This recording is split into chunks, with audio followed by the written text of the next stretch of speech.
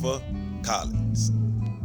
On August 31st, 1936, Marva Collins was born in Monroeville, Alabama, at a time where educational discrimination was blatantly normal.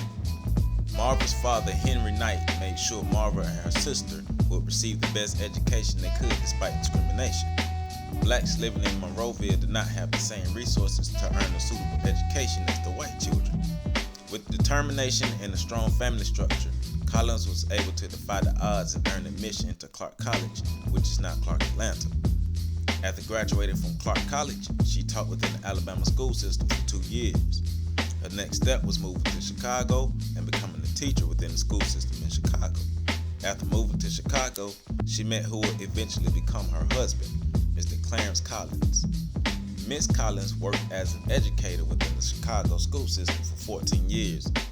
She believed the system was flawed and did not help the students who attended the schools. Her displeasure with the Chicago schools was a blessing in disguise for students in Chicago. Miss Collins used $5,000 of her retirement funds to open the Westside Preparatory School in Chicago.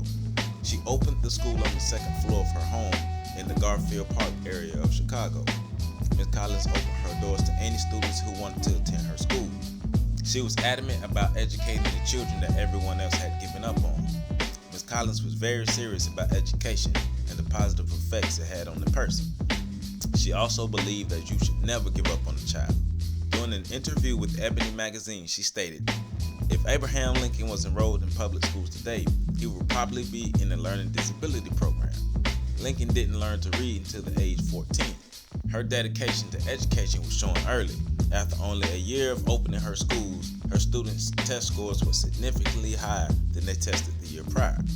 Miss Collins used her brilliance to create a method of teaching that would push the students to give their best. Her method was called the Collins method. It was centered on students learning through phonics, math, reading, English, and classic literature.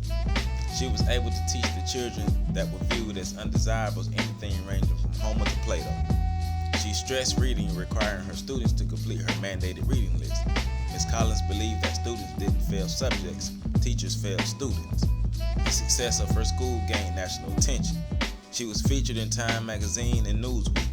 She was also profiled on 60 Minutes and Good Morning America. Her love for her students and education was spreading throughout the country. In 1982, Marva Collins' life was depicted in a full-length film, and Cicely Tyson played the role of Marva Collins. As the school grew, Miss Collins moved the school from her apartment building to its own building on the south side of Chicago. She was also able to open locations for her school in Ohio and Florida, expanding her message to many more undesired children. The impact of Miss Collins' educational efforts has allowed her to become a public speaker and a trusted advocate for education.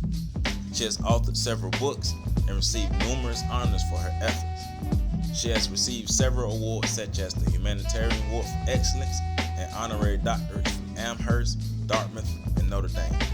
In 2004, she was honored by President Bush with the National Humanities Medal.